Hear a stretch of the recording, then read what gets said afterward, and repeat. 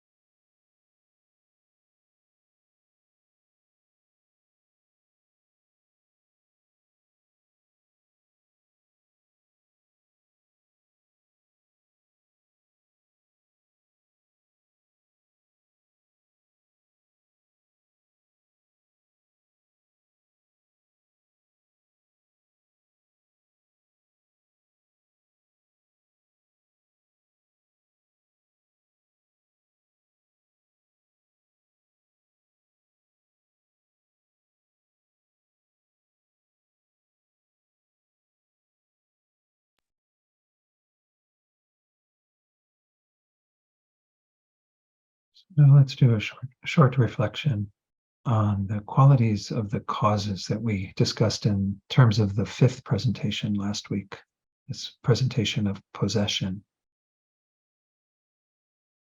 And in that, we had this analogy of the great ocean, this huge body of water. And the kind of ocean bed or receptacle in which that ocean abides is our faith in the Mahayana.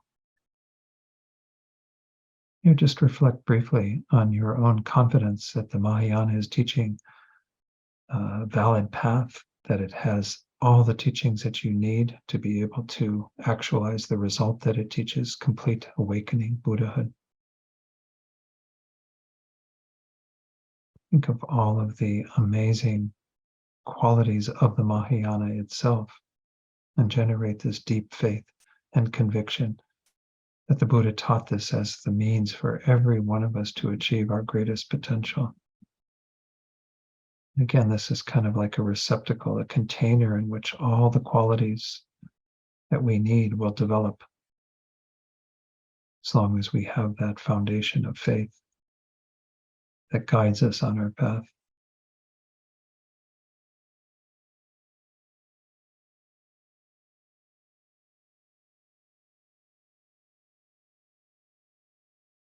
And then the qualities that we are going to develop in terms of the causes of wisdom and samadhi, meditative stabilization, especially the union of these two, are like the jewels, these wish-fulfilling jewels that are in the ocean, in the water.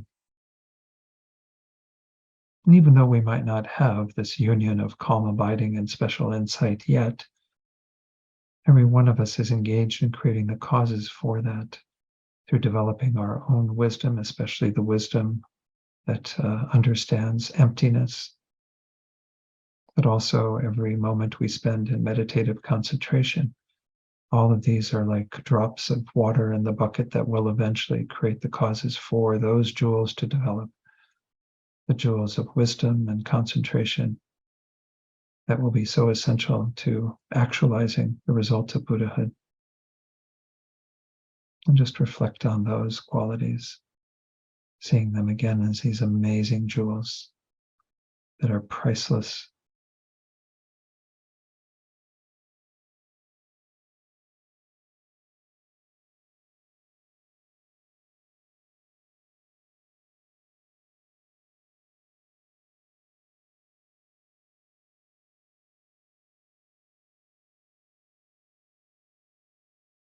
And finally, the fourth cause, which is the third quality, the great compassion that every one of us has begun the process of developing, the compassion that not only wishes beings to be free from suffering, but takes responsibility for doing that for them.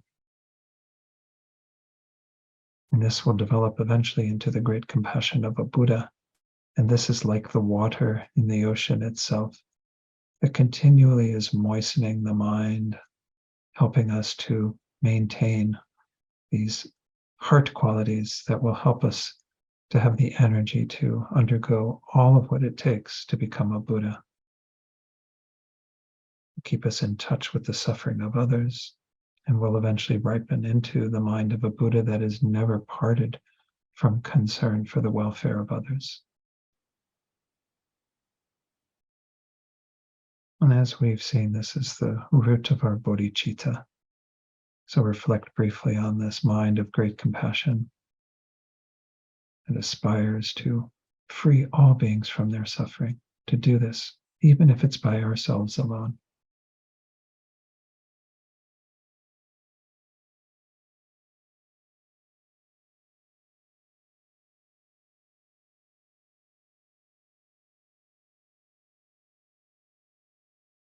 With all of these aspects of this analogy of the great ocean, that is our Buddha nature, our Buddha lineage, generate the wish to become a Buddha for the sake of all beings that is grounded in great compassion, that also sees the need to develop wisdom and concentration and has deep regard and faith in the Mahayana. Generate the wish to become a Buddha for the sake of all beings, to see that as the means to accomplish the goal, of helping every one of them to not just be free from their own suffering, but to actualize perfect enlightenment themselves, to fulfill their Buddha nature, their potential, in the same way that we want to fulfill ours.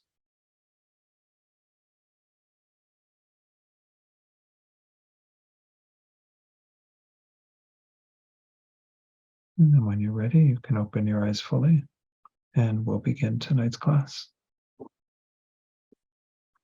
Okay, so I wanted to do just a short presentation on Stephen's question around the divine eye, the clairvoyance of the divine eye.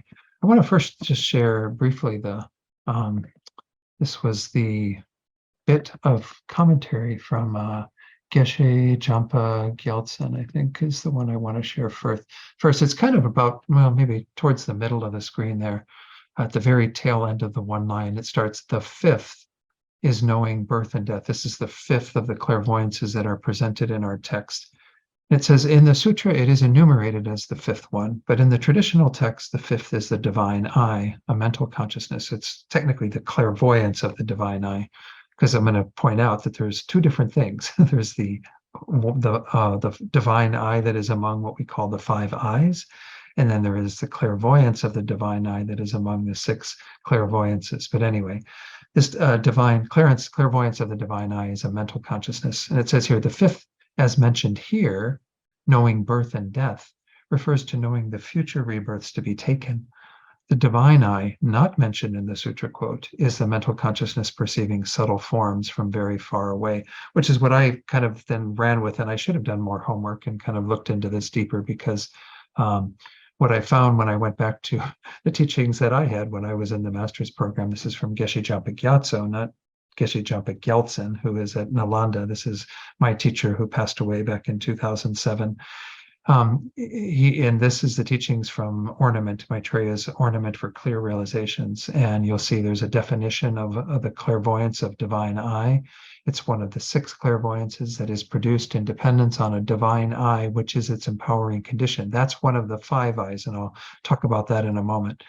And directly sees the subtle and gross forms of the realms of the universe. Of course, I was working with that definition on a chart, and it's accurate, but as he explains here in this first paragraph, the divine eye is the empowering condition for the clairvoyance of divine eye. With this clairvoyance, one can directly see all subtle and gross forms at a long distance. The divine eye directly sees the deaths and rebirths of sentient beings, as does the clairvoyance of divine eye.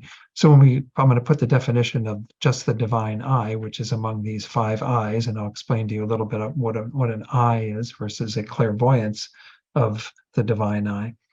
But the idea is that he does point out that both of these things are seen by the clairvoyance of the divine eye, even though the definition only shows the subtle and gross forms of the realms of the universe. It also apparently does have the ability to see the deaths and rebirths of sentient beings. So it isn't just present phenomena that are seen, rather it is a future phenomena as well. So it says this clairvoyance also can see when someone will die and where he will be reborn. So that's enough on that. Let me show you the charts that I had. Again, this is the chart for the five eyes that was from the master's program. I think this is the one Stephen may have even been reading from, because it gives the definition of an eye, which are, again, there are five of these. It's a knower that first arises in dependence on the mind of an actual concentration. That's any of the first through fourth concentrations. That is its empowering condition. And two, it abides in a class distinguished by directly seeing its object. So if you go down to the second one there, it says one of the divine eye is defined as in general meaning, which is the text we were using, Gyaltsab. It says one of the five eyes that is a knower, which directly sees the death, transference, and birth of all migrating beings in dependence on a divine eye that is its uncommon empowering condition. And then the definition given or description given in Ornament of Essence, not sure what text that is. That may be, I'm not sure. Anyway, it says it should say an object. It It's a typo there, SN, an object possessor that knows exactly the death, transference, and birth of all sentient beings, which arose from a maturation of previous virtuous contaminated karma. And of course, the ability it gives you is to know where your disciples die, transfer, where they're reborn.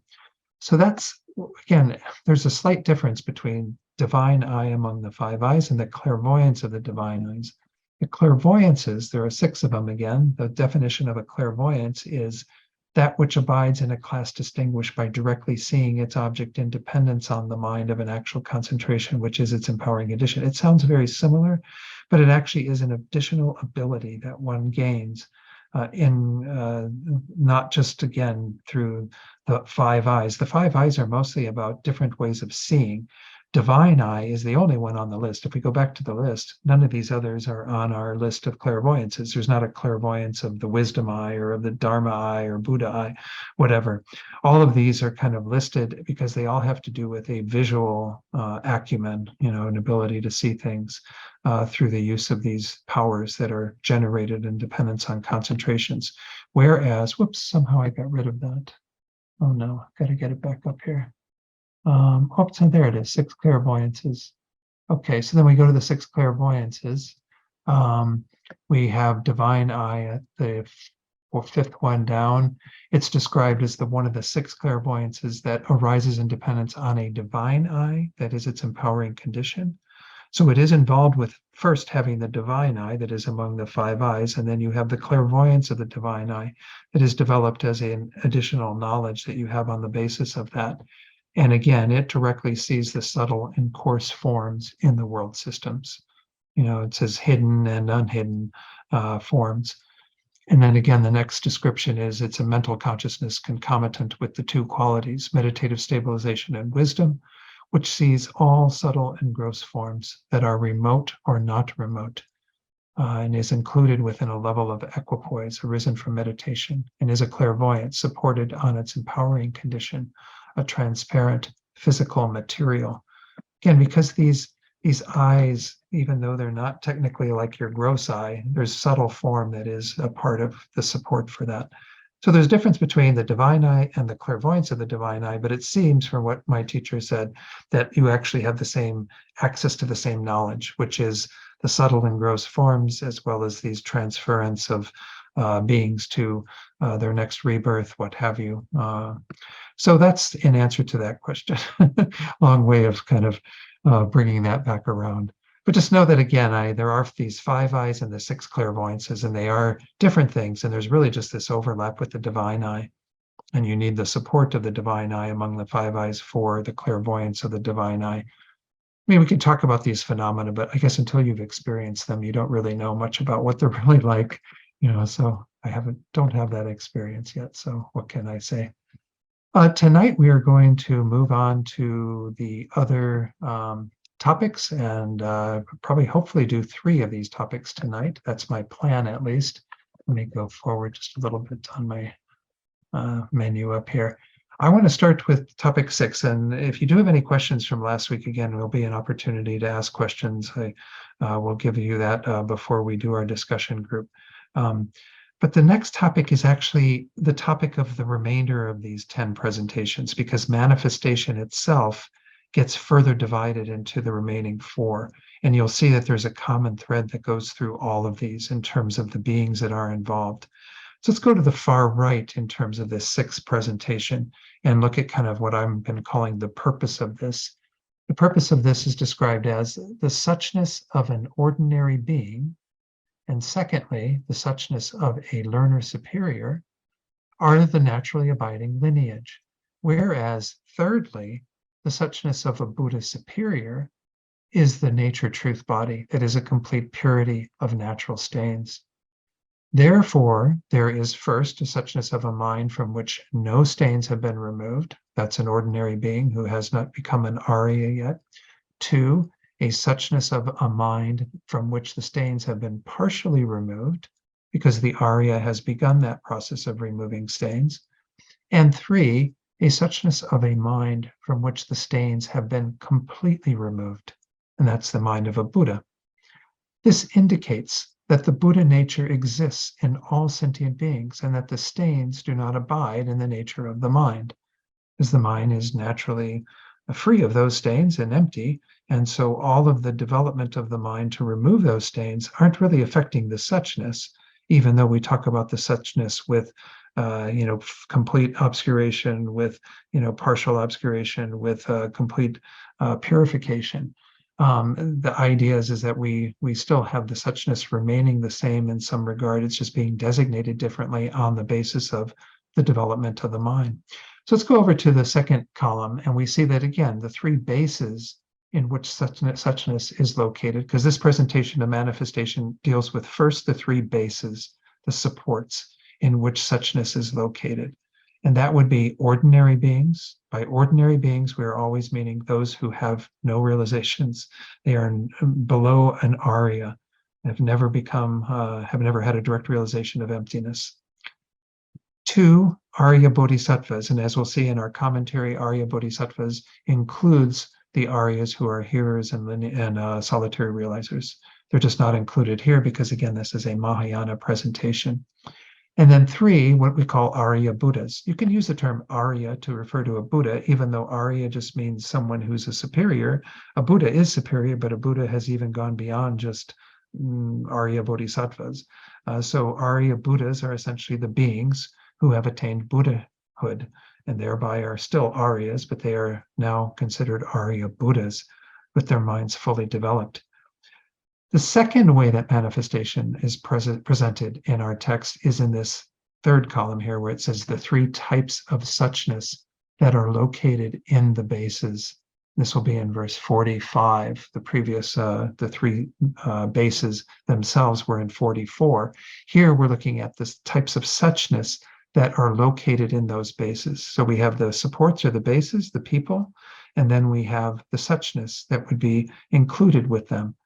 So for ordinary beings, we have suchness within the non-purification of stains. Again, they still have complete obscurations. They have not purified any stains whatsoever.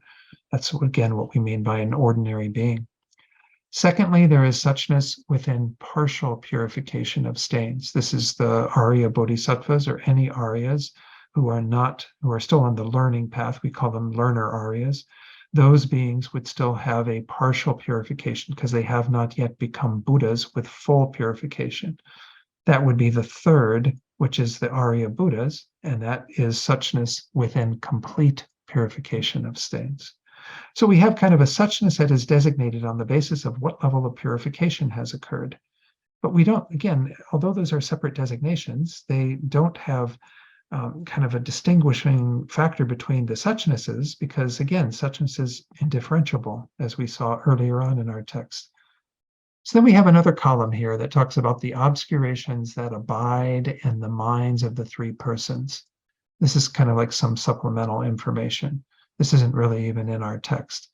And I will go through it because I think it is worthwhile to point these out. And I'm going to actually go to a little chart that you've been provided that's in the materials for this week that Venerable Dundrup, I believe, has posted on the website, the Dropbox or whatever.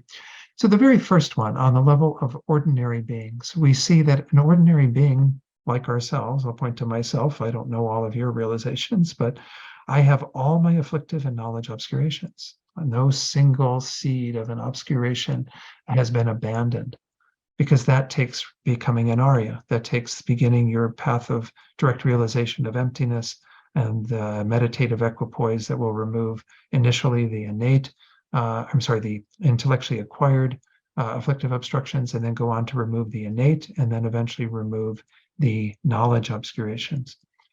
Secondly, on the level of an Arya Bodhisattva, we have, first of all, the Arya Bodhisattva on the path of seeing. All innate afflictions and their seeds are still present. Like I said, they've only removed the intellectually acquired. That is what happens on the path of seeing. When they enter into the path of seeing, they remove everything that is intellectually acquired in this life, versus all of the innate that they have brought forward from prior lives have yet to be removed.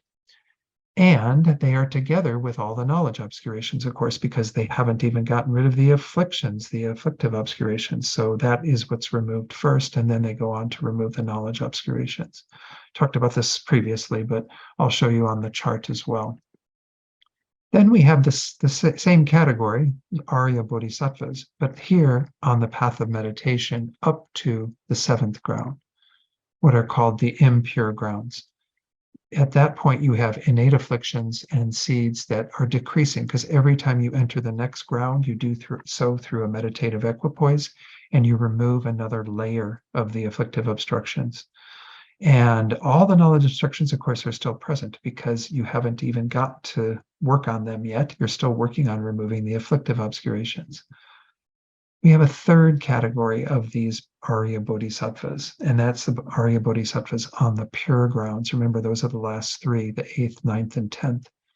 They have no afflictions and seeds, because when you complete the 7th ground and move to the 8th ground, you have removed the last of the afflictive obstructions.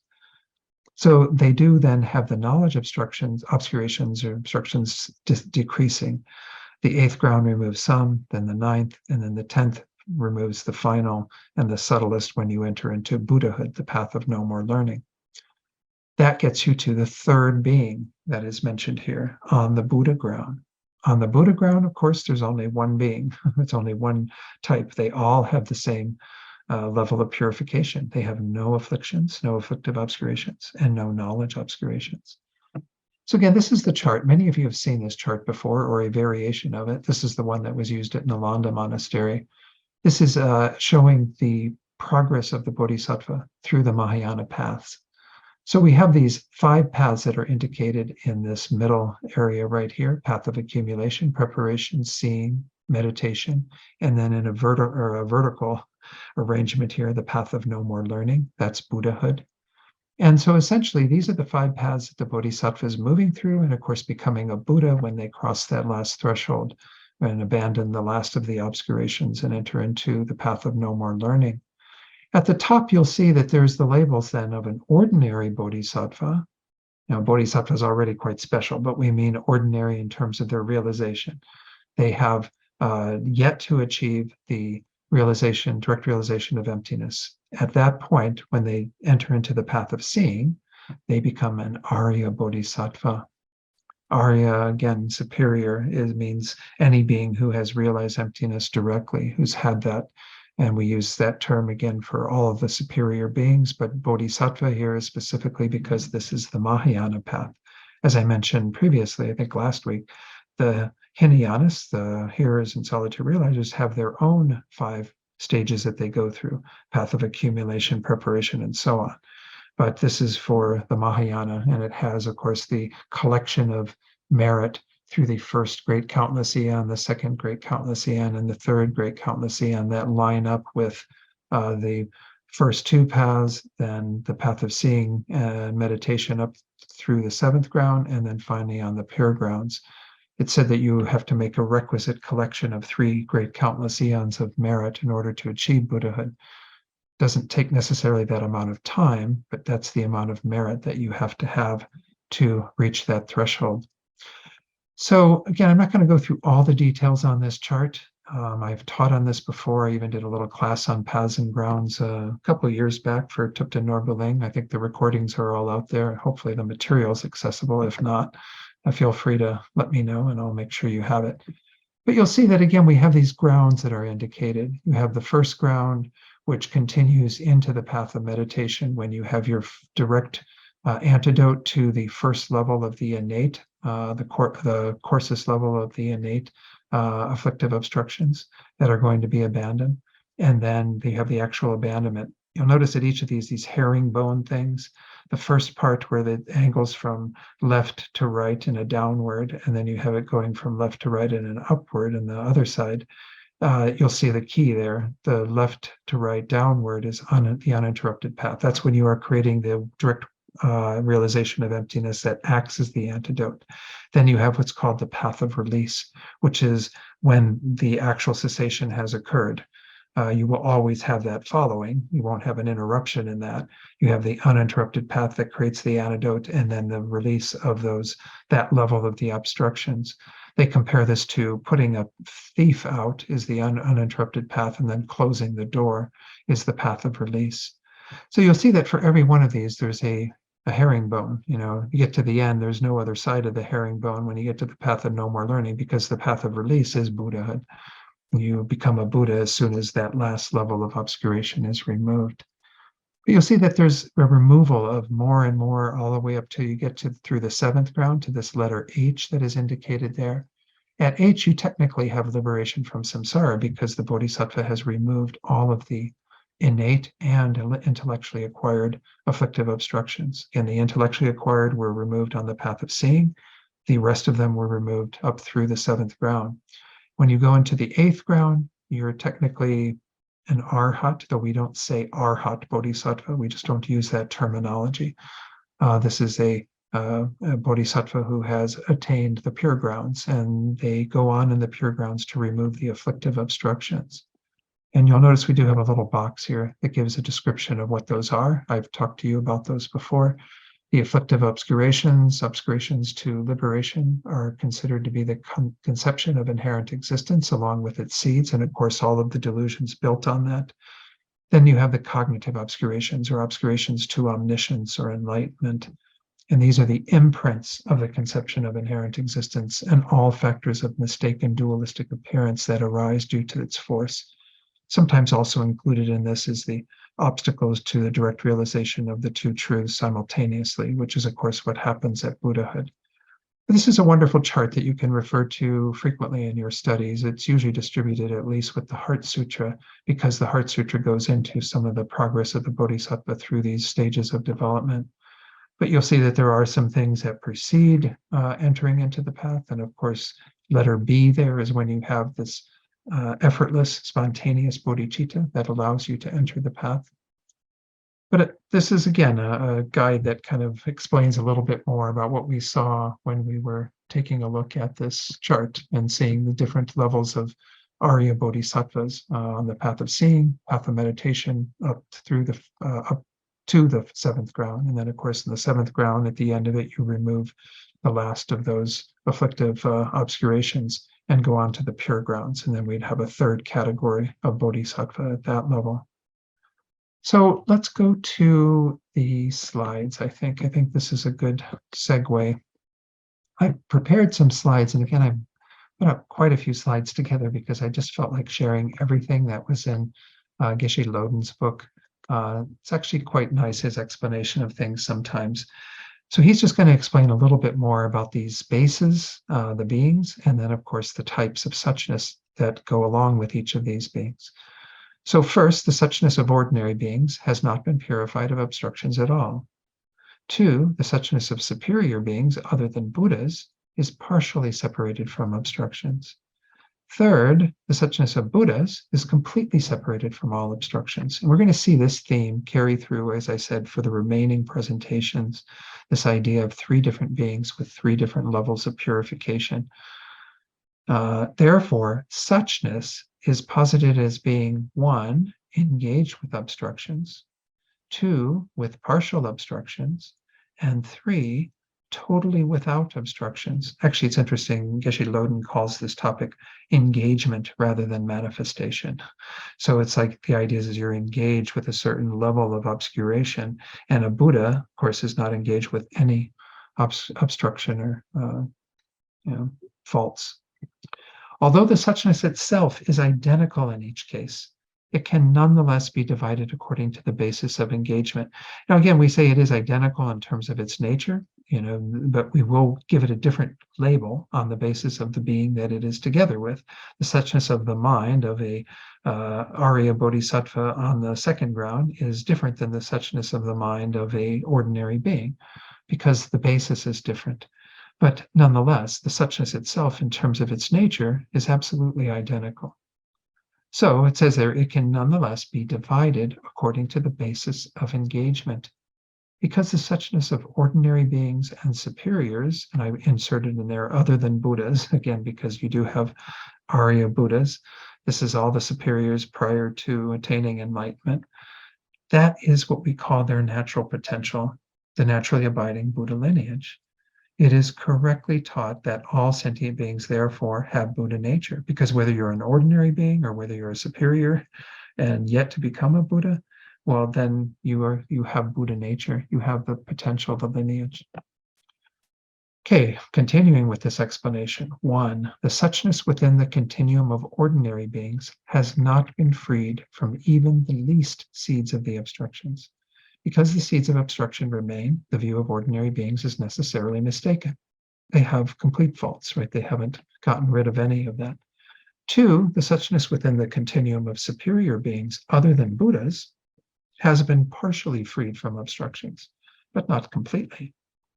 Having reached the level of a superior, their view of suchness is unmistaken and in complete contrast to that of ordinary beings that don't know suchness at all, or they might know suchness conceptually if they've trained in it, but essentially they don't have yet that knowledge that the Aryas have. 3, the suchness within the continuum of Buddhas is completely freed from obstructions. Without conceptual elaborations, they perceive all phenomena as it is, in its true nature, without any error. Okay, so that parenthetical information is from Geshe Loden. That's not mine. If I'm putting things in there in the brackets, like the numbers and anything else that I might add. So again, the true nature of all things is only known by Buddhas at all times. For those who are Aryas, they know the nature of things when they are in meditative equipoise on emptiness.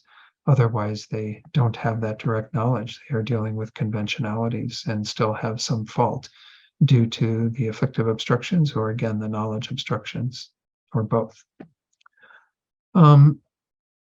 This is states. Now we're into the next one. Okay, so let me take it off of there. Let's go through our text now. And hopefully all this preparation will mean that we can go through the text fairly quickly. So it's kind of the goal of this, is to be able to not have to spend quite so much time. So this is on page 127, categories of manifestation. Again, we're just going to abbreviate it to manifestation. And we see that, whoops, sorry, what happened there? What did I do? Where am I at? I have 105. How did I do that? Somehow I got way back. Not sure how I did that on my computer here. Categories of manifestation. Let's try again. We have a little link. Again, I don't need to read the link because, well, I'll read the one part of the link. It says this starts at the line's beginning. Again, that's from Asanga's commentary. Then Gyaltsab Je says, there are different bases where suchness is found. That's the first topic we talked about earlier. And secondly, different types of suchness according to the time of manifestation. In this way, there are two kinds of manifestations: manifestation by base and manifestation by type. And again, those were the two columns that we looked at on the chart. So what did I do there again? I hit the down thing and it didn't. I don't know why it's doing that. That's very strange. It should be doing that. I think it went all the way back again. Oops, now I went too far. No, I didn't. Let me put in the page number if I can. Yeah, here. It's 120. I think I have to put in 131 in order to get there. Yeah, this is some pages. So yeah, it seems to be okay now. Okay, so when we get to the verse, we see the verse 44 says, by way of the different manifestations of suchness in ordinary beings, Aryas, and thirdly, perfect Buddhas, the perceiver of suchness, that's the Buddha, taught the essence of the conquerors. Again, the footnote 85 that's by Aryas there indicates that this is learner Aryas, those who have not completed the path of no more learning. In other words, they have not yet become Buddhas. And then the suchness, the perceiver of suchness, again, is an epithet for the Buddha. Even though others perceive suchness directly, the perceiver of suchness is a label for the Buddha. So let's look at the commentary on this. It says, suchness is located in bases such as 1, ordinary beings, 2, Arya beings, again, other than Buddhas, and 3, perfect Buddhas. These are manifestations by base. Suchness exists as three types. These are the three types being introduced here, though we don't have the verse for them till the next page. Namely, first, suchness within the non-purification of defilement. Two, suchness within those not falling to one side. I guess what they mean by that is they're kind of in the middle. They haven't yet, or they're beyond the ordinary beings that haven't yet removed any obscurations, but they have not yet gone to the other side, which is the beings of the Buddhas who have removed all of them. I guess that's why it says not falling to one side. And then thirdly, suchness within the extinction of all obscuration. Again, the suchness of a Buddha's mind, which is technically the nature truth body. It's not the naturally abiding lineage, because you're a Buddha then. This is the manifestation by type, Gyaltsab says. Because of this, the seer of suchness, the Buddha, taught suchness with defilement, the essence of the conqueror existing in sentient beings, again, existing in the first two categories.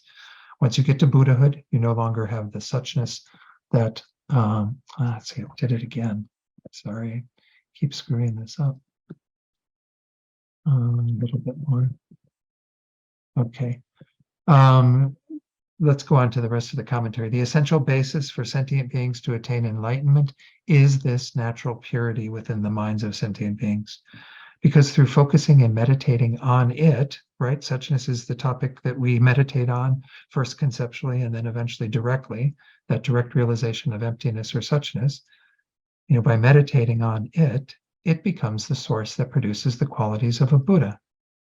Because suchness with defilement categorizes the essence of the method to attain the complete Buddhahood of the conqueror, it is known as the Tathagata essence, the essence of the conqueror, the Buddha nature, the Buddha lineage. So again, that's the commentary on that first verse of this section.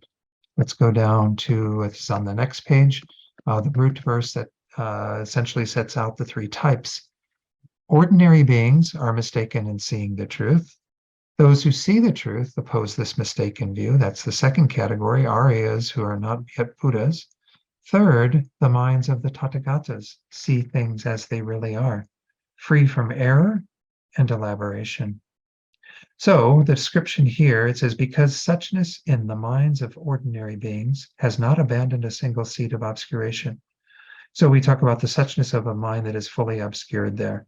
The mind itself has errors, but essentially has the same freedom from obscuration at its deepest level through having natural purity, through having that suchness. Then it says, and because it abides with the seeds of defilement, we're going to call it suchness with error. Suchness in the minds of those who are not Buddhas, but who directly perceive the truth, this is the second category, is the opposite of that, which means that it has not completely abandoned defilement, but has abandoned some seeds of defilement, and therefore is not with error. Sometimes this is actually called without error. So we have with error for the first one, without error for the second one, meaning that they don't have the error that an ordinary being would have, but they haven't gotten rid of all faults yet. That would be the third, as is described in the text, the suchness in the fully developed minds of the Tathagatas who see things as they really are, is free from error, it's without error, but also without elaboration, because there's no longer any conceptual elaboration. Everything has been completely removed that is a fault in the mind. So this is sometimes the way that they talk about these three types, is the suchness with error, suchness without error, and suchness without error and elaboration. Now, again, it says here the Aryas referred to here are mainly Bodhisattva Aryas, but other Aryas can be included in the second category. We're not going to talk about them so much because this is a Mahayana presentation. It's about getting people to Buddhahood, not just to the goal of arhatship. Let's go through the commentary for this. It says, in its categories of manifestation, the basic element of the Tathagatas is taught to be of three distinct types. Where are these taught? The instruction is found in the perfection of wisdom and so forth, the gateway to the non-conceptual exalted wisdom of the direct realization of suchness, etc. Divisions of ultimate truth are found in the Perfection of Wisdom Sutras. Therefore, do not reject the Perfection of Wisdom Sutras or this treatise and its commentary, by saying that they only teach self-empty conventional truths, but not other empty absolute truths. Commentary on this is a little strange. Geshe Jampa Gyaltsen says that essentially we're not talking about self-emptiness and other emptiness that some of you may have heard of. There's this topic that is, there's a group called the Jonangbas who essentially assert other emptiness. And it means that we're, of course, propounding self-emptiness, meaning something is empty of its own inherent nature. This other emptiness gets to be a more complex topic, but essentially Geshe Jampa Gyaltsen says we're not talking about that presentation. It's a simple kind of way of talking about other emptiness. It means that emptiness is other than being a conventional truth, and that is the ground that we're looking at, so that we say that there are ultimate truths and conventional truths, and ultimate truths are being held as other than conventional truths. And so essentially, this is just getting at the fact that this commentary is teaching that all phenomena have emptiness, even ultimate truths. And so essentially, it's not providing, through the Perfection of Wisdom Sutras, it's not giving us anything that goes into the direction of any of these false views or mistaken views about what emptiness is, what ultimate truth is, and so on. That's about the best I can do. Again, I don't have any other commentaries on this. It's kind of a strange line, this idea of them not being other empty absolute truths. They are empty absolute truths, and they are kind of empty in this presentation of being conventional truths. I mean, we can still say that emptiness is merely imputed. It has a conventional nature. It might even be called a conventionality, but it's not a conventional truth. It's an ultimate truth. Okay, so to whom is this teaching taught? That this is, again, grounded in the Perfection of Wisdom Sutras, this presentation of these three levels of suchness. It says this is explained by the lines beginning to the Bodhisattvas and so on. How are the different bases taught? This runs from the pure suchness of all phenomena in its general characteristics, that which is by nature empty, up to of the Tathagatas. Again, that's just citing the Asanga verses or commentary pages. What are these three? This begins, it is like this: in error, not in error, or without error, perfectly freed from error and without elaboration. This is explained. In error refers to the suchness of ordinary foolish beings. Of the four recognitions, and we talked about these four earlier, these beings have the recognition of impermanence as permanent, impure as pure, and so on. Remember we talked about those previously.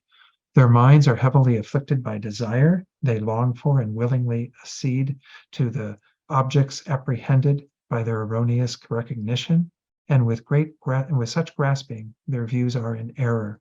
So that's the first grouping, the suchness of beings in error, the suchness of the minds of beings with error. The Aryas are not in error, they're without error, because they are the opposite of that and have even abandoned some of these errors. We're not saying they're without error completely.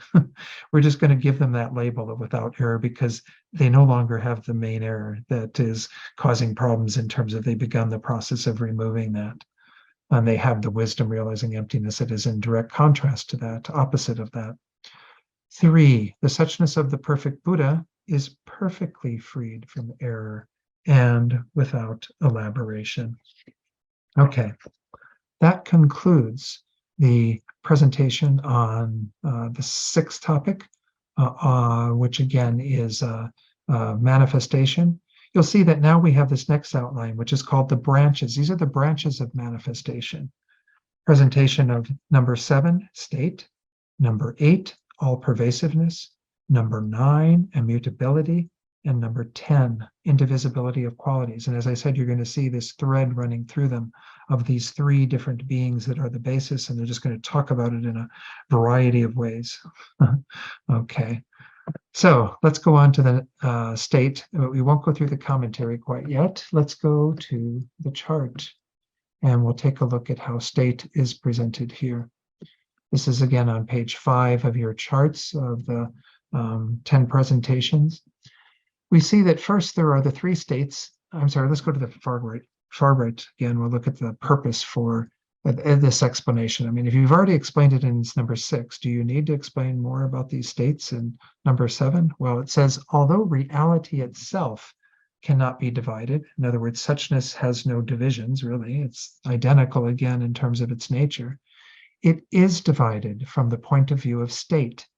The state of the non-removal of stains, that's ordinary beings. The state of the partial removal of stains, which is again the Aryas that are learners. And 3, the state of the complete removal of stains. These divisions are made in order to understand that the mind improves and eventually achieves Buddhahood.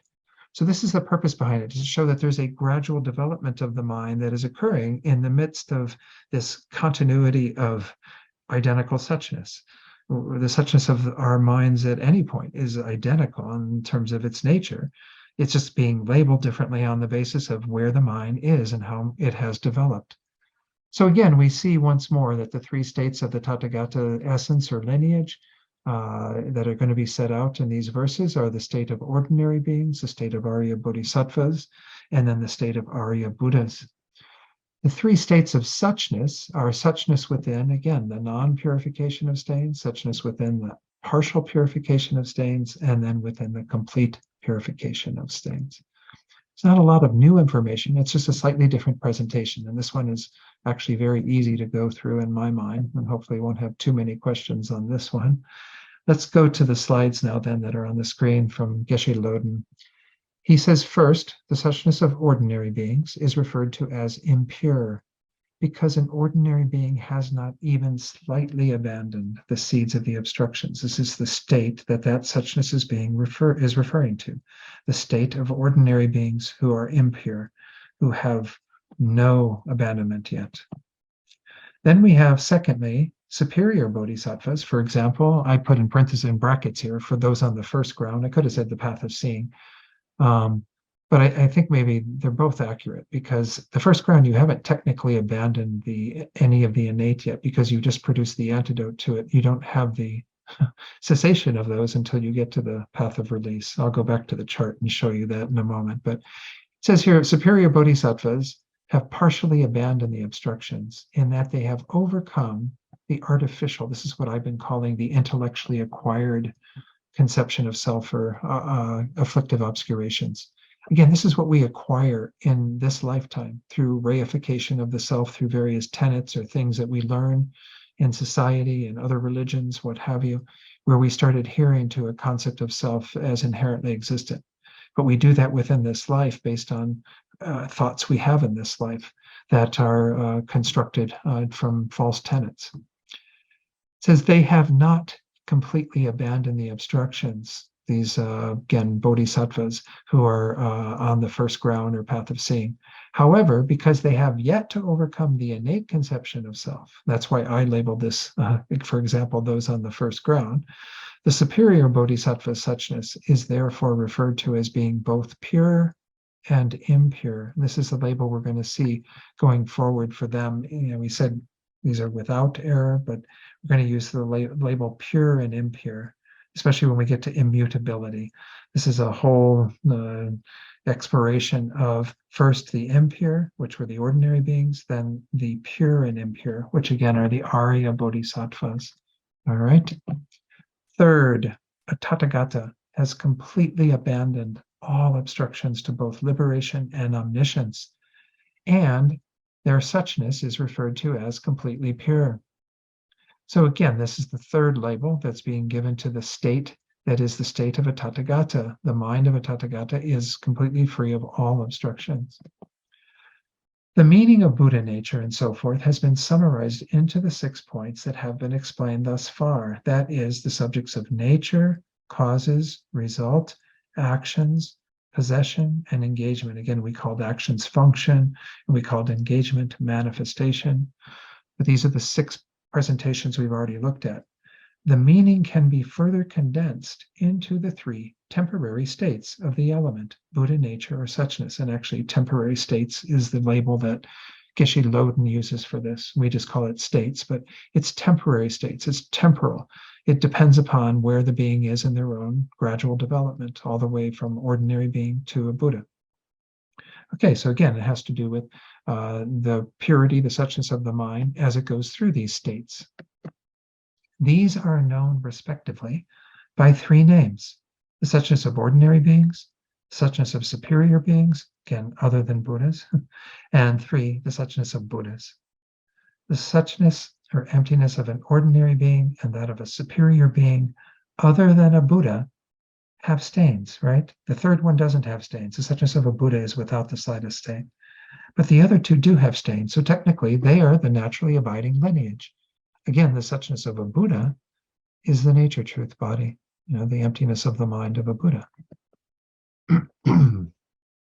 Okay, suchness, and it gets a bit of repetition, but it's good we just get really familiar with these concepts and then they go down easier. Suchness in the case of an ordinary being is temporarily stained by the obstructions to liberation and the obstructions to omniscience. And this is this idea of it being a temporary state. It's not the state that beings will be in forever. It's the state that we've been in since beginningless time. So it's not, doesn't seem quite temporary, but nonetheless, this is the state that beings find themselves in, like ourselves, that have not yet begun the process of purification. 2, the suchness of a superior being other than a Buddha is temporarily partially obscured by the obstructions to liberation and or the obstructions to omniscience. So he's being a bit more inclusive here, not just a bodhisattva at the beginning of the grounds, but essentially bodhisattva anywhere, an Arya bodhisattva.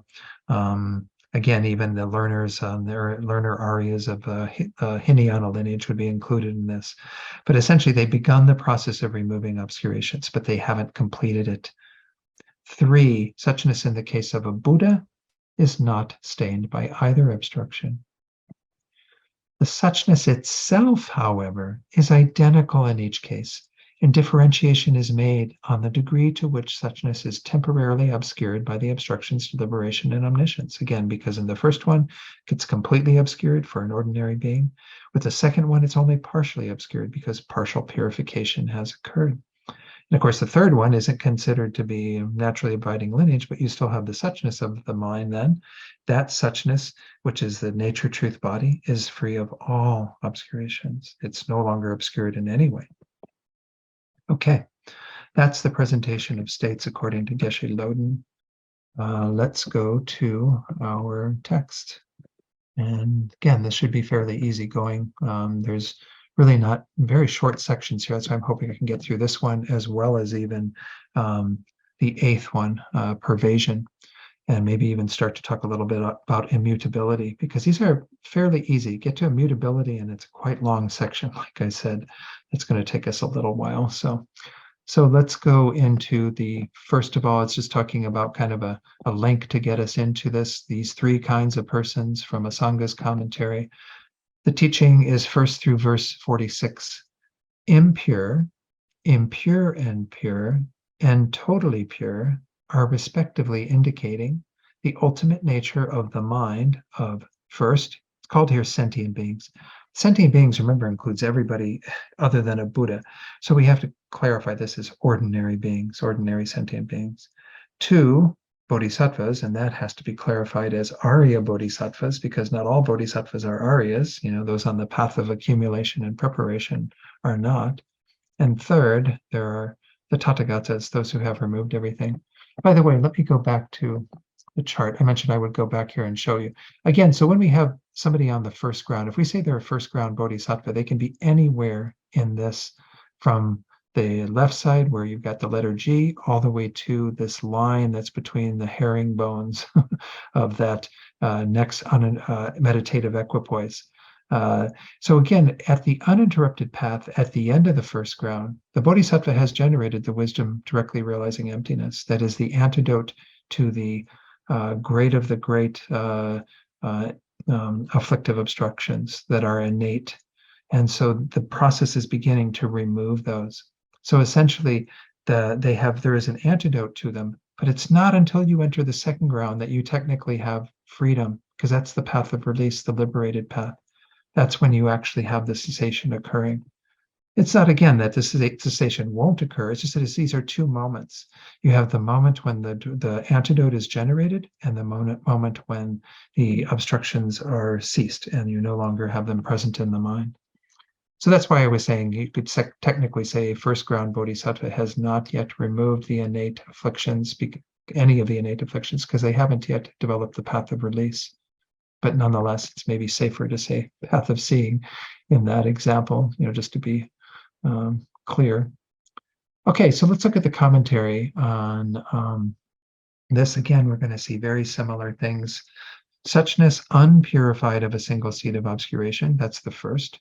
Suchness unpurified of all defilement, but yet purified of the seeds of some defilement, such as certain mental constructions. That's the second. It's pure and impure. And then 3, suchness totally purified, completely pure. These 3 types of suchness are spoken of as the basic element of ordinary sentient beings. It's kind of, okay, no, that I'm sorry, let me continue. These 3 types of suchness are spoken of first as the basic element of ordinary sentient beings. That's the first that was described, that is the impure or unpurified suchness. 2, the basic element of the minds of Arya Bodhisattvas. It's still the Buddha nature, but it's here an impure and pure. And 3, as the Tathagata. And notice it doesn't say the basic element of a Tathagata because once more, you no longer have the basic element or Buddha nature at that stage on the path of no more learning. When the full purification has occurred, you have the nature truth body, the completely, the purity from adventitious defilement together with, again, the natural purity, which is the suchness of the mind of the Buddha. In this teaching of the divisions of suchness, it is not wrong to posit the totally purified suchness as the Tathagata, but the first 2 kinds of suchness cannot be equated with ordinary beings and bodhisattvas because positing the ultimate truth as a living being belongs to outsider systems. Again, there wasn't much commentary on this, but some outsider systems apparently have some way of positing ultimate truth where a sentient being can be an ultimate truth. And ultimate truth is only equivalent to a being when we talk about a Buddha, because a Buddha has the 4 bodies. And so when we identify the nature truth body as the Buddha, it's perfectly fine. You can say that's the Buddha. But it's not the composite of what the Buddha is, because the Buddha is also the other 3 bodies, the wisdom truth body and the 2 form bodies and so on. But nonetheless, we can use it as a way of identifying an aspect of the Buddha, saying the nature truth body, the emptiness of a Buddha's mind is the Buddha. But we don't mean it's equivalent to the entirety of a Buddha. But you wouldn't say that about ordinary beings or Arya Bodhisattvas. I wouldn't say, oh, the emptiness of Stephen's mind is Stephen. That's not how we would refer to it as, right? Stephen is much more than that, and we would never really think of just the emptiness of Stephen's mind being equivalent to Stephen. It just doesn't work that way. So that's all that's being pointed out here. It's not a big point and nothing you're going to be quizzed on, that's for sure. So, okay, let's carry on with the next paragraph. The words spoken of in the spoken of as in the Asanga's commentary indicate that the 3 kinds of suchness are bases for imputing the existence of the 3 kinds of person. This is kind of interesting. We talked about the persons being the basis earlier in the previous presentation, but here we're kind of talking about the kinds of suchness, the emptiness of the mind being together with everything else that is the person that becomes a part of what we call the basis for imputing a particular person. Let's go through the paragraph and then we'll talk about this a little more. It says, this is similar to a person being imputed in dependence on an aggregate collection and continuum. And yet, no illustration of that person can be established within their aggregate collection, their continuum, or separate from them. So this gets into a really huge point that could be like an entire evening, which is about how all the various systems other than Prasangika, Madhyamaka point to something that they can say is the illustration of the person that has some sort of substantial identity, substantial reality. Prasangika says that there's only the mere I. We can say that's an illustration of the person, but what is a mere I? A mere I is a mere designation by a conceptual consciousness on a basis, on a collection of stuff. So we have the 5 aggregates of, form, feeling, discrimination, compositional factors, and consciousnesses. These 4 are all mental, and this is the form, the body. We put a label on that, and that label is merely doesn't have anything beyond being a label. It's mere nominal existence that we give to that. It has no substantial existence from the side of these 5. That's the emptiness of those aggregates. So in a sense, we can say the emptiness that is together with all of this, the suchness, is also a part of the basis of designation. And we impute on the basis of that a person, and essentially there's nothing there within that that is identified as the illustration of the person that is substantial. Instead, we say that the mere I is all that we have. That's it. That's the only way that any one of us exists, as a mere imputation, a mere label. Yeah, there's a basis for it. We're not denying that there's always a basis together with that. Even into Buddhahood, there's a basis. There's, the mind of the Buddha together with the emptiness of the mind of the Buddha. And then, of course, all of the various ways that the Buddha is manifesting through the Rupakaya, the form bodies. But essentially, we have nothing within the basis that we can point to and say is the person. That's the idea. And all of these other lower schools say that there is an illustration of the person that is something that is substantial. For many of them, they say it's the mental consciousness. And that's the tendency we have, is we see this thread of mental awareness that goes through all of our lives and goes into Buddhahood. So you might want to think, that's the real person. But is it the real person? You can do the analysis and you can find that it has no substantial existence as the inherently existent I. It cannot withstand analysis. So again, this is something that we've encountered, hopefully, in other teachings on emptiness that we've had. But it goes on to quote the Heart Sutra in that next line. It says, to explain that in more detail, in the Heart Sutra, it says, form is emptiness, emptiness is form. When looking to see how form actually exists, one comes to understand that there is not a trace of form existing by way of its own nature. Without losing the core of that understanding, one looks to understand how the base for the imputation of form exists. Because you can do you see that, okay, form doesn't exist inherently, and then we look at the base of form and see if it exists inherently. You kind of peel the onion and you go down and you never find anything to exist inherently. It says there, one sees that a phenomenon not existing by its own nature is conventionalized as form. That's the only way that things exist, is imputed as form. Conventionalized is a strange word, but nonetheless, we mean kind of imputed, designated, labeled as form. Similarly here, to understand how a phenomenon not existing by its own nature is conventionalized as the three kinds of person is to perceive the meaning of the Tathagata essence, meaning that, again, you have an emptiness that is together with the person, the object that is designated. That is its mere designation. Its dependent nature, depending upon that designation, is its emptiness, is referring to its emptiness, is part and parcel of its emptiness. This is the whole point of the Tathagata essence, is that we have the emptiness of the mind together with the mind, the naturally abiding lineage, that is the emptiness of the mind, together with the developmental lineage, that is the mind. And that points right there to the two natures, the conventional nature, and then, of course, the ultimate nature, ultimate truth. And we have the second verse in this section. Again, we get an introduction to this, and it says, the basic element included within the 6 topics of nature and so forth, the ones that we already looked at, is indicated by way of 3 names and imputed on the 3 states.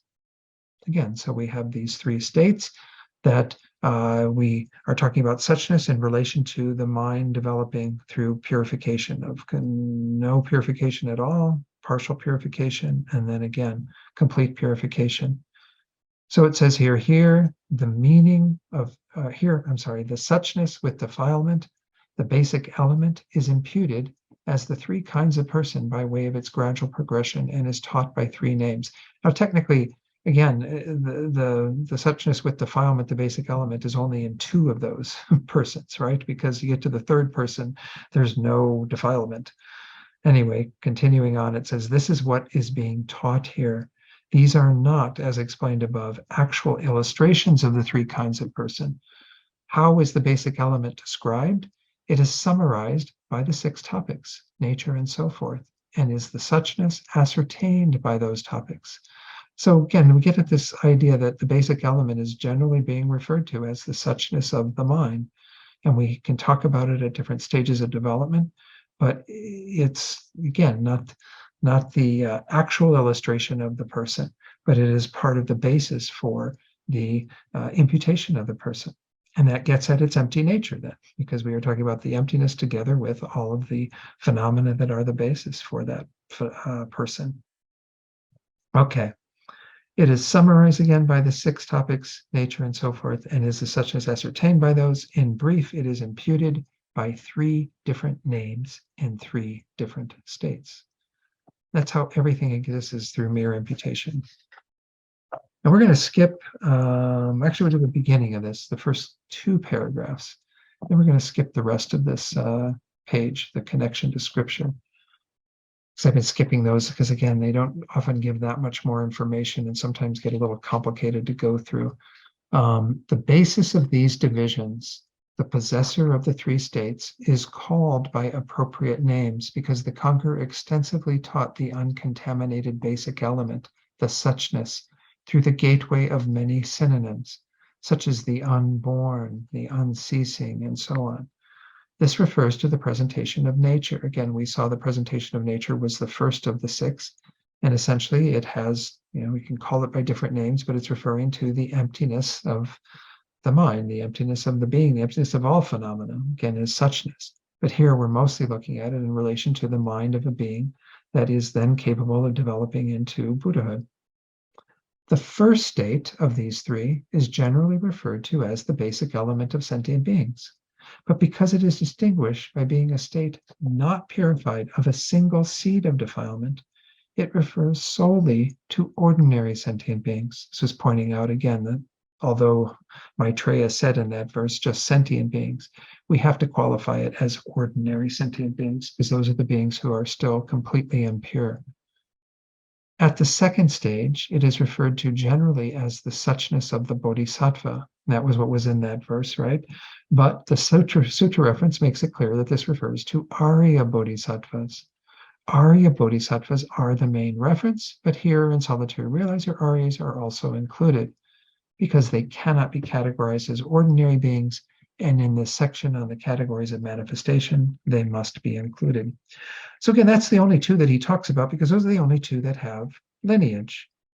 Get to the third stage is complete purification. So at the level when you have complete purification, you no longer have naturally abiding lineage. That transforms in a way, in quotes, because it doesn't, it doesn't change. It's not a changing phenomenon. The suchness of a mind with some level of stains becomes the suchness of a mind with no stains whatsoever. Okay, so that's states. That's all that is presented in that. I'm going to skip the rest of that section because, again, it was all about scripture and what have you. Let's go to the third one, which in our text is called all pervasiveness. In the chart, it's called pervasion. And let me go to the chart then to take a look at that. It's the next page of the charts. Pervasion. Go to the far right-hand side. It says here, pervasion or pervasiveness indicates that the nature of the mind does not remain as it is now, but that it becomes better and better. It improves as we progress on the path. The mind first has stains, then becomes partially free from stains, and then becomes completely free from stains. The suchness of mind pervades all states from ordinary being to Buddha. So this is the idea of pervasiveness, that through all of these states of development, the suchness pervades them all. And they're going to use the analogy of space that pervades all of existence, wherever there is space, which again is defined as the absence of obstructive contact. That is where space exists, and it will abide there regardless. The suchness regard is there in all phenomena, though we're mainly talking about it in relation to the minds of these 3 beings. So this is kind of interesting. We get once more the same column, right? Because all of these that are an extension, further division of number 6, manifestation, all have the same thing, talking about Tathagata essence pervading these 3 states or 3 beings, bases. Ordinary beings, Arya bodhisattvas, Arya beings. That's in that column. Then the next column, the analogy of space that is used in verses 48 and 49. When space pervades first a clay vessel, that being an inferior substance, to a copper vessel, which is improved, but not yet, as nice as it could be, And number 3, a gold vessel, which is the fully purified and kind of represents that, something that is the most valuable of these 3. It is always of the same nature, the space is, right? But it's given different names according to the vessel that it pervades. So a clay vessel that is in space, a copper vessel that is in space, a gold vessel that is in space, of course, because that's the space it inhabits. They're all 3 the same in terms of the space they inhabit, but they're different in terms of the basis that is in those various locations. Then there's an application to scripture, which again is not as important, but I'll mention it here. 1, the Tathagata essence of sentient beings and the nature body of a Buddha are the same nature. Suchness, right? We've already gone through this a zillion times, that there's no difference. It's undifferentiated, as we saw way back in verse 27, which was our segue into this whole topic of Buddha nature.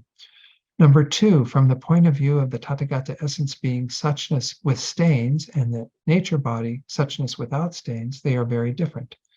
So again, that's the same idea. You have the suchness itself, which is identical, and then you have the individual minds that are together with that suchness, which are quite different. The completely purified mind of a Buddha versus the completely impure mind of a sentient being, an ordinary being. All right, let's go to the commentary. Oops, I'm sorry, I wanted to do the Geshe Loden. Let's do that first. I think we've got time for that and still can hopefully finish. Pervasion. Space has no conceptual intention to be everywhere, nor to abide within all empty vessels. Nonetheless, it naturally exists everywhere.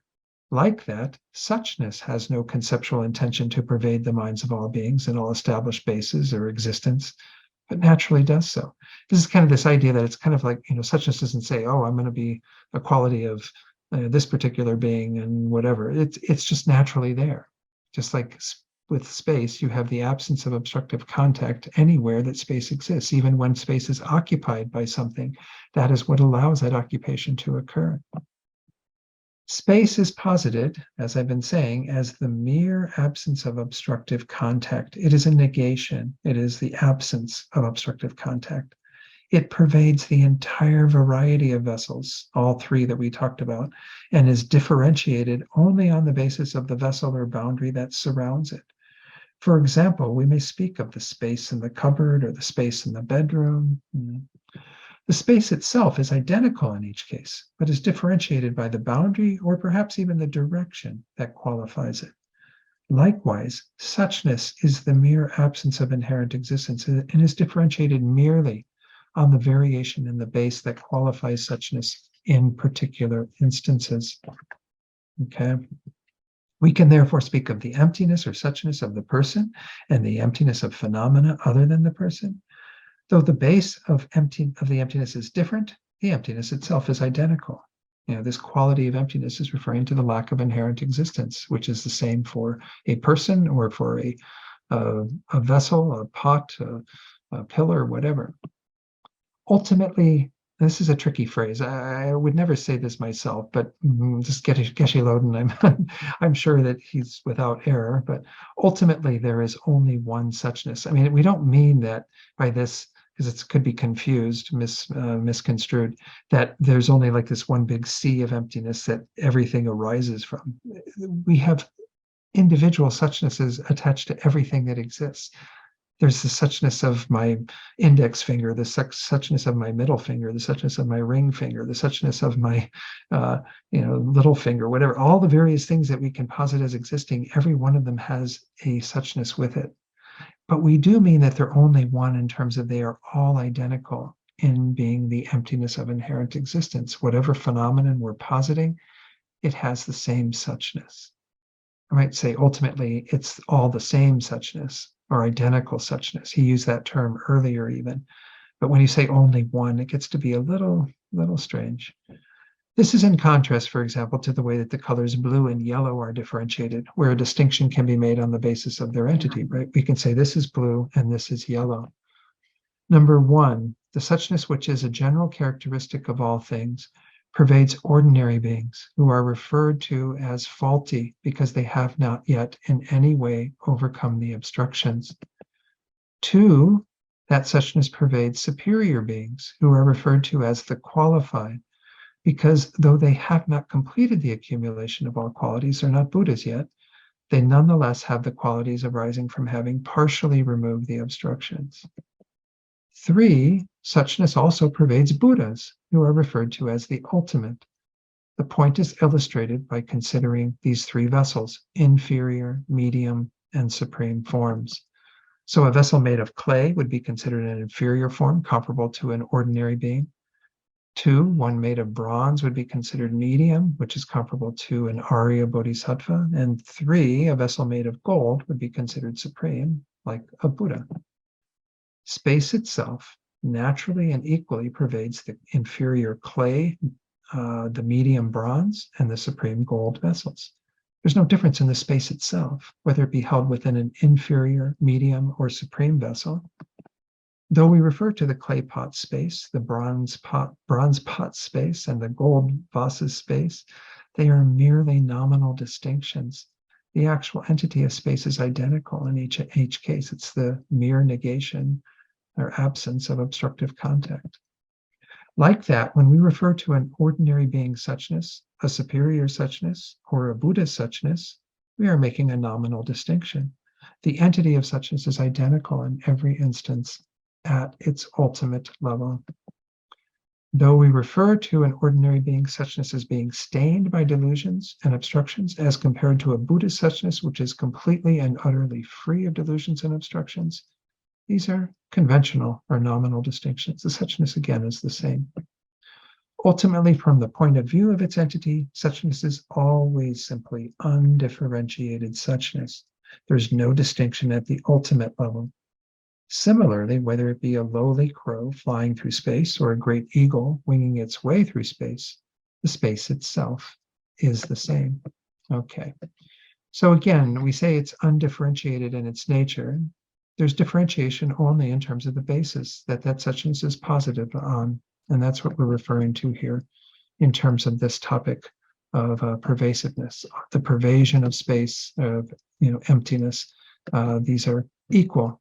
It's just, again, where they are, what vessel they're around in terms of space, or the mind of the being that is pure, impure, what have you. I mean, all of these are what we make the distinguishing characteristics on the basis of. So let's go through this. Yeah, I think we got some time before we. Yeah. Sorry. I'm going to go to bed. Okay, good night. I'm going to go to bed. Okay, good night. I already told my mom it was fine just to go to bed. Okay, the link begins, the basic element. This emptiness by nature pervades all 3 states. And so it is only the 3 states that are actually differentiated. If this emptiness in terms of its own nature was divided and differentiated, it would contradict the assertion that it pervades the 3 states without differentiation. So we can't say that we can really divide up suchness, because suchness itself is in undifferentiated. That's the whole point of this. It pervades all 3 of these states. So in verse 48, just as space with its non-conceptual nature pervades all, in the same way the nature of the mind, the undefiled realm, pervades all phenomena. Again, we're not talking about all phenomena with our presentation, because we're looking at the minds of these beings. Sorry.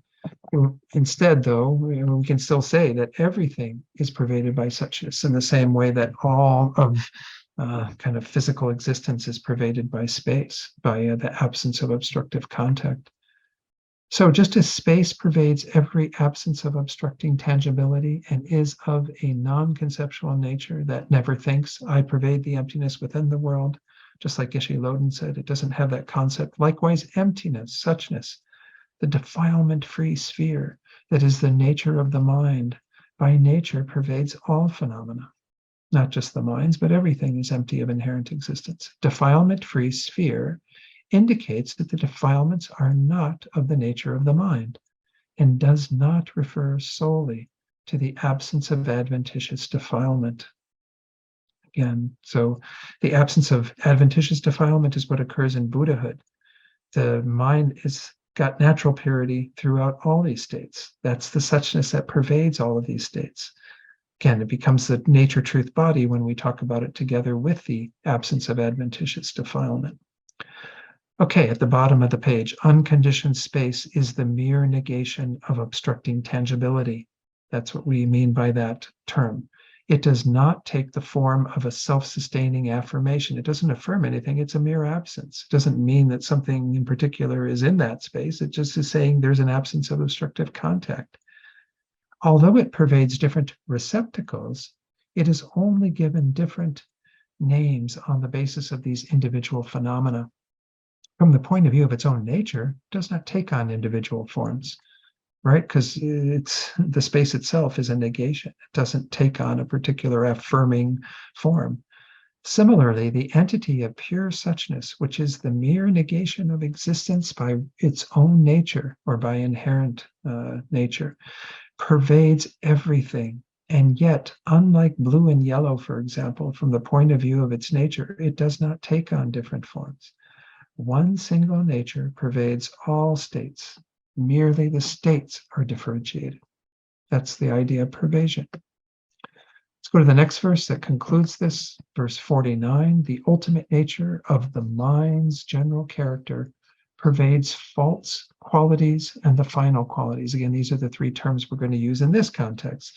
You could keep using impure, pure and impure, and completely pure, but nonetheless, these are just different ways of talking about these three states.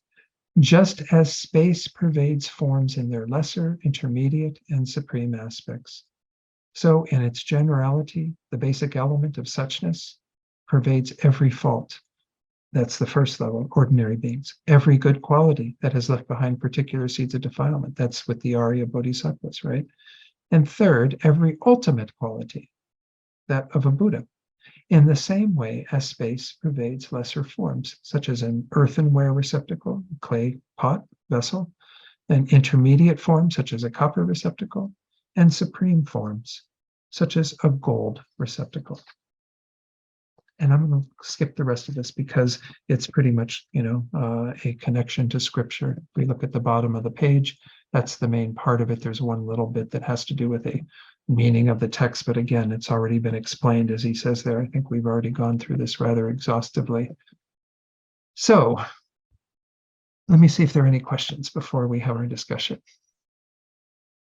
either on last week's material or this week's, if there's something. Yeah, Stephen. Well, thanks, Don, for taking my question. This goes back to presentation number 6, manifestation. And so back on page 127, Okay. we talked about both the bases for the suchnesses, the three bases, and also the types. But to me, anyways, they actually seem identical. I can't really think of a person who would be, of, say, the first basis, but of the second type. So I'm a little bit confused as to why. I mean, they do line up. They do line up because you've got the ordinary beings, and here we're talking about the suchness of the mind that is impure, that is still together with all of the obstructions. So they are different in terms of this is the basis and this is the suchness. So it's kind of like the two truths. We're going to talk about the bases, which are the beings that these are posited in regard to, which are the conventional truths. And then we're going to talk about the suchness of the minds of those beings. If we go back to the chart, it essentially is saying that in the first column, the individual beings in which the suchness is located, and then the three types of suchness that are located within the bases. So they are different in terms of what is being referred to, but they line up exactly. So you're right. You would never have like the first being in relation to the second, type, because the basis and the type always are going to line up together. But it is kind of, again, the more conventional truth versus the ultimate truth, the suchness of that being or of the mind of that being. Yeah, okay. So it's the bases are like, for want of a better term, the conventional phenomena, and then the suchnesses are the ultimate phenomena that come from those bases. Right. Okay, get it. Yeah, in the commentary even it says there are different bases where suchness is found, and different types of suchness according to the time of manifestation. So they would be again, the thing that is together with the suchness, which is the particular person at their level of development, and then the suchness itself that is corresponding to that. Yeah. Okay, and unless someone else wants to go, I've got another question. Okay, I think that's fine. Unless if somebody else has one, they can put their little hand up. Or okay, This is on the next page on 128. Sure. When we talked about this, about 2/5 of the way down, free from error and elaboration. It's in boldface. Right. Elaboration. So you said that was synonymous, or that meant conceptuality here in this context. Does elaboration always mean conceptuality? Well, I don't know if it's equivalent to conceptuality, but elaboration is often used in the context of any mistaken conceptualization. Because you don't have any arising in the mind of kind of false views of things. I guess when we look at it gets, I mean, if we really pick it apart, we go, okay, if we're talking about a being who's a bodhisattva on the pure ground, are they free of elaboration yet? Well, we might think in some ways they are, because they have completely abandoned all of the ignorance that grasps at true existence. So they no longer have a mind that conceives of things as truly existent. But they're still together with, I guess, the elaboration that could even be from the side of the object, that is the appearance of inherent existence. So in this case, I don't know that I would make it equivalent exactly to conceptualization, because a bodhisattva on the pure ground would no longer be having any thoughts of inherent existence, no conceptions. So they would still, though, have an elaboration in terms of things being embellished with a false appearance. Yeah, that was the instance I was thinking of, Don, is the appearance of inherent existence, right, which would happen anywhere on the learner grounds. Yeah. And so that, to me, would be an elaboration. It would be added on to what is just there. Right. But that's not necessarily conceptual. Absolutely. Because you could have like a direct perception of something. And I think in Prasangika, they would say, along with that comes the appearance of inherent existence, just in a direct perception. And so therefore wouldn't be a conceptual, a mistaken conception. I don't know, though.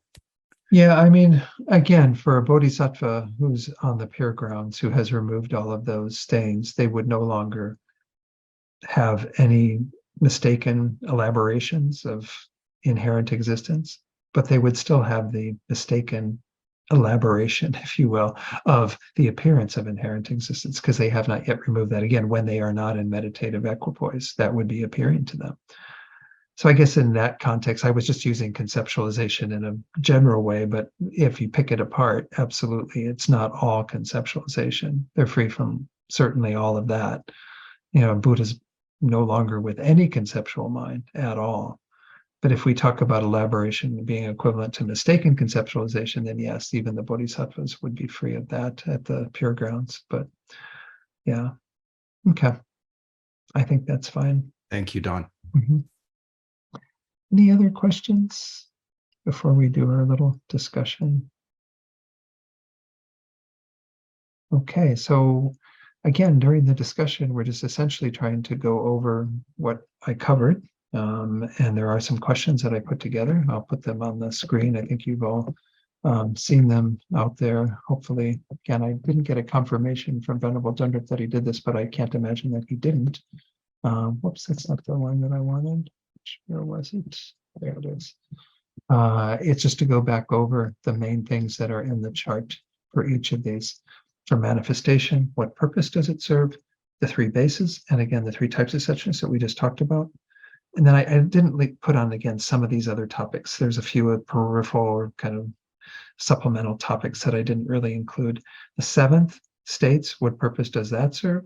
Identify and briefly explain the three states of the lineage and the three states of suchness that are presented within that topic.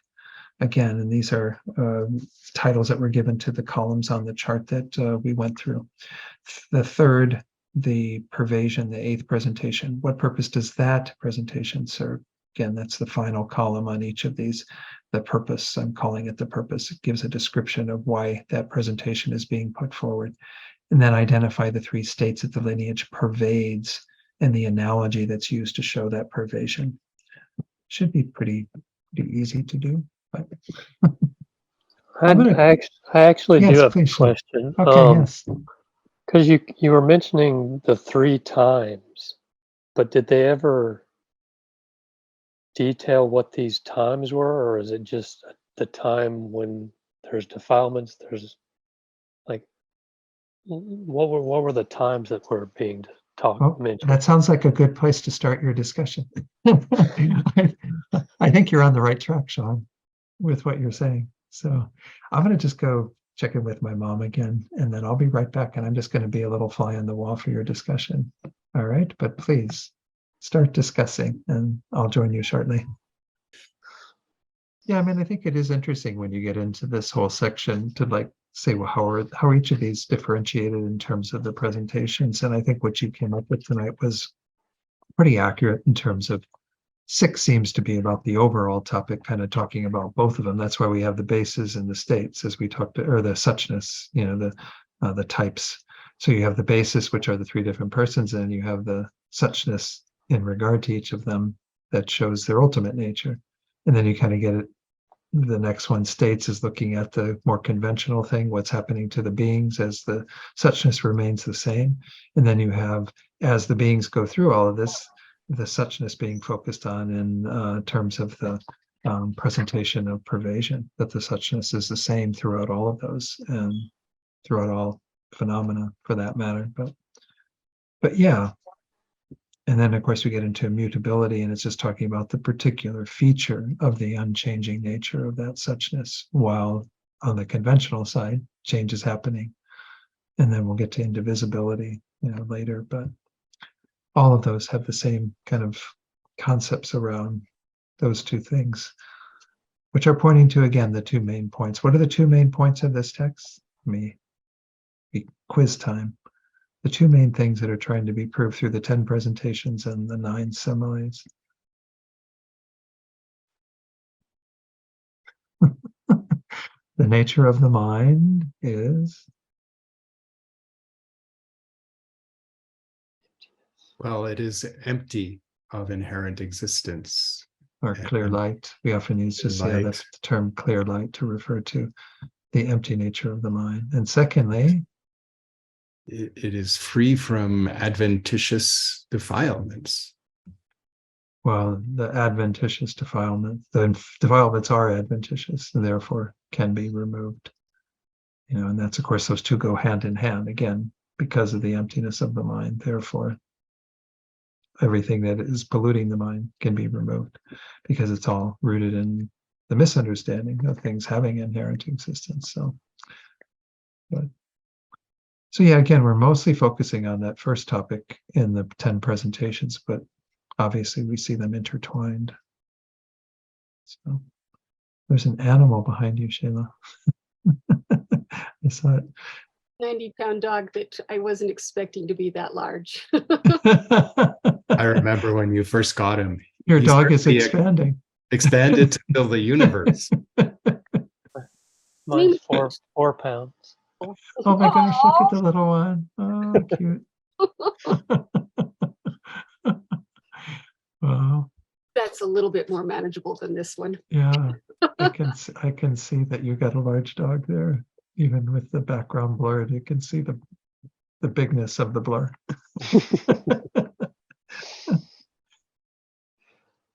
So I did have another question on this chart. Yeah. I don't know that I have the chart though. The one that had all the bodhisattva levels. Oh, right. Section A was Let me put it saying up on the screen. was for just the ordinary beings of sharp faculty. Mhm. So what about the people that don't have sharp faculty? Where are they? Are they Sure. not on Well, the chart?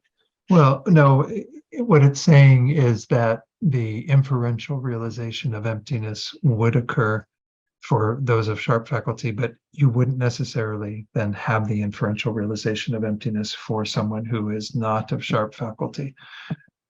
What they say is for the person who has, again, just a higher, I don't know, I don't want to use the word like a higher intellect, but an inquisitive intellect, one that they really want to like define things and know things. They say even these beings are the beings who will, that somebody will say, okay, there's this path that leads to Buddhahood and blah, blah, blah. They'll say, well, before I sign up, before I develop bodhicitta, I want to know that this is attainable, that I want to understand the whole logic of it. Maybe some of us fall into that category. Maybe all of us fall into that category. We want to look at, understand emptiness, understand what's entailed, what is this ignorance. And then when we have a confidence that emptiness is the antidote that will lead us to that result, then we'll sign up, then we'll sign up for bodhicitta and the whole path. Whereas they often talk about people being more followers of faith, where they are just, they see people like His Holiness, or they hear about the Buddha, hear about all these holy beings, and they develop a really strong desire to become like them, regardless of what it takes to get there. And so those who have sharper faculty definitely need to check it out. And so they would get at least some inferential understanding of emptiness. That doesn't mean a union of calm abiding, observing emptiness. It certainly doesn't mean a direct realization of emptiness, but it means at least something grounded in a kind of unswaying knowledge of emptiness that has been discerned through analysis, which is again why we study emptiness so extensively in this tradition. So we can walk away being confident that this is the way out, that this is what will undermine our ignorance and so on. And then, we develop bodhicitta on the basis of that. And Donna, I think from looking at the chart that sharp faculty or a follower of faith, both of those groups achieve that union of calm abiding and special insight, observing emptiness at D on the chart, which is the entry into the path of preparation. Yeah, you can put that back up there. Yeah, so if you're a follower of faith, you could still enter the path of accumulation, but everyone would have had that inferential realization of emptiness by D. Right. Yeah, so again, just to get into the path requires only bodhicitta. For those who have sharp faculties, they would also have this inferential understanding of emptiness that they would develop to build their confidence in pursuing the path. But I mean, they say actually it's interesting, those beings who prescribe to the Chittamatra view, the mind-only view, they would hang out on the path of accumulation for quite some time, because you have to have the direct or the conceptual realization of emptiness with the union of calm abiding and special insight to cross over into the path of preparation. So, until you get the correct view of emptiness, you would not move on. But yes, as to Stephen's point, every being who becomes a bodhisattva and continues through the great level of the path of accumulation eventually crosses that threshold through a correct understanding of emptiness. So, and that's again with the union of calm abiding and special insight. So, any I other think questions? I'm one of those people. I think I'm one of those people you were talking about, because when I traveled with the mystical arts of Tibet, it was Nagarjuna's teachings that when I read that, I was like, wait a minute, I don't know that I understand what he's saying, but I can't refute what he's saying. Right. And that's why I'm taking George's class right now. Like we just got to the sixth bhumi, which is where it gets real. That's where the text really begins. Yeah. In many ways. That's and where all these various unique tenets are set out and all the refutations of all the various other points of view. Well, I did a month with Geshe Sopa on those teachings, so I know what it's about. But part of the reason I started taking that course was because I was listening to some of these atheist programs, which they have good arguments, but then I was like, I'm pretty sure Nagarjuna's argument would defeat that. But I couldn't remember it, so I wanted to refresh. And George was like, "Oh, I'm about to teach this whole class." Right. Perfect. Wonderful. Yeah. No, I have to admit that for me too. I mean, I started my Buddhist path with Sogyal Rinpoche and the Tibetan Book of Living and Dying, and there's just scant references to emptiness in there, like hardly any. And even in the teachings that he gave when I went on retreat with him in 1993, there was like nothing on emptiness. And I didn't really even say that, I can't say I even knew anything about emptiness those first couple of years that I was studying Buddhism. And then I get go into class with Venerable Rabina in 1996, and it's all using Jeffrey Hopkins' Meditation on Emptiness, and I couldn't put the book down. I was just like, it was just like, oh my gosh, this is what it's all about. It was like this missing thing that I just wasn't getting until I came to the Gelugpa kind of presentation of things. So, and I think it makes sense, right? Because then we have much greater confidence, and our effort and aspiration is much greater because we know that what the Buddha teaches is true because we've checked it out for ourselves. So, well, that was something that one of these shows they were challenging Buddhists to call in, because the guy was like reading some sutra where Buddha's talking to Brahma, and he's like, because as an atheist, they're going to be like, well, Brahma's BS. So if the Buddha's talking to Brahma, then the Buddha's BS. It's like, well, I'm not sure that's it's like then you get to those provisional versus definitive teachings. All the definitive teachings go to emptiness. So it's like, right. not even on the ballpark. Like, yeah.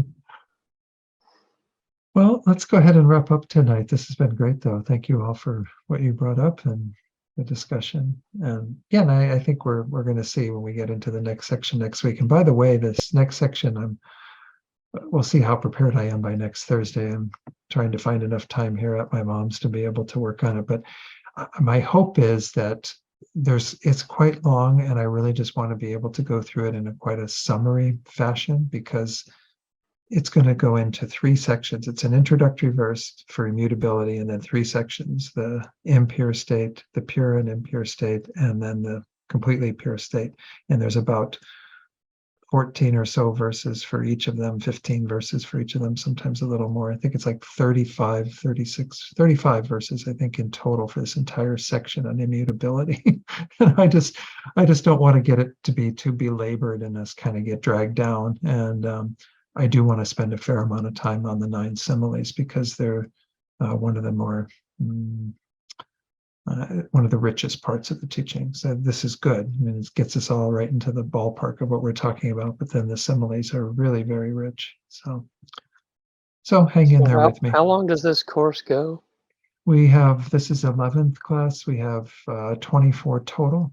So there are 13 more classes, and it'll go till December, what is it, like the 8th or something like that, I think.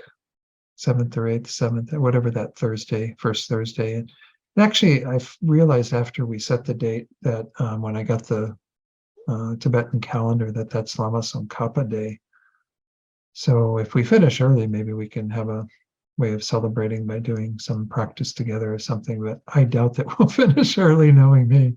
So I don't know whether we want to move it out to the following week and do another class and do something else on that Thursday. I haven't talked to Venerable Jendrup about that, but my hope is that we can get it finished then.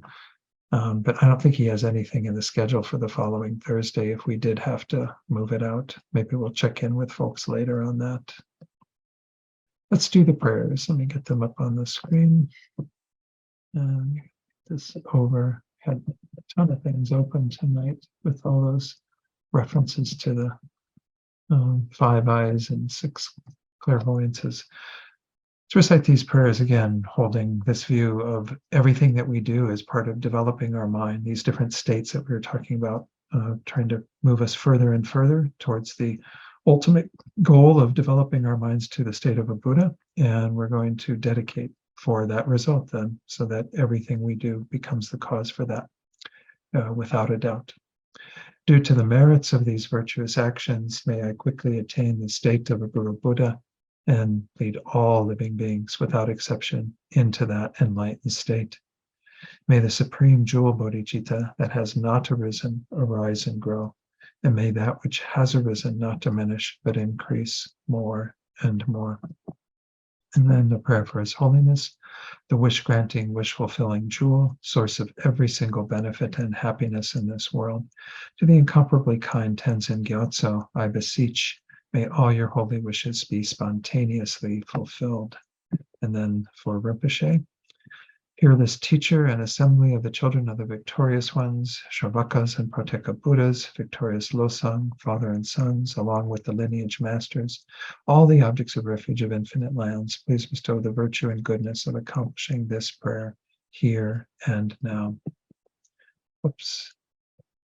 Holding and spreading the Muni's precious and complete teachings through explanation and practice, you wore the armor of patience that is never discouraged. Incomparable, venerable Guru, to you I make request. While striving single-pointedly for the sake of the victorious one's teachings, the sole gateway through which all benefit and happiness emerge, and from mother living beings you suddenly departed to peace, what a great loss.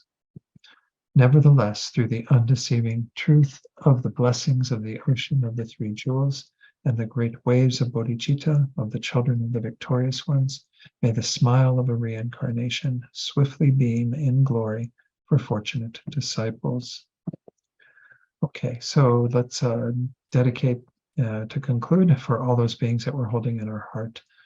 We all have beings who help us to enlarge our compassion that we know of in this world. We might know them directly or at least hear of them in this world, such as in Maui and the fires there that killed so many people, as well as created so much suffering for not just humans but many other beings.